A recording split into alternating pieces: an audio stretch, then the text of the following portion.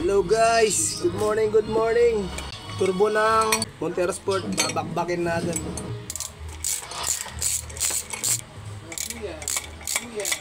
Ito na yung mga components ng turbo, yan oh. Barado na yung turbo. Grabe. Baradong barado. Maintenance ng turbo 70 to 100,000 maximum. 80,000 km pa lang yung tinakbo niya. Pinalinis na. Barado na rin talaga. Oh. Yan na makahinga.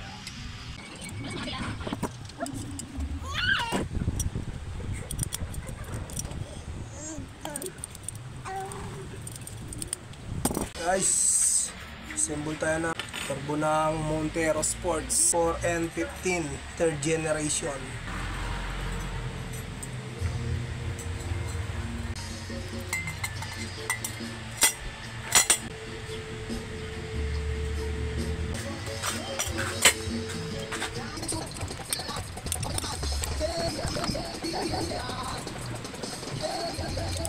Yun, salpakan na lang.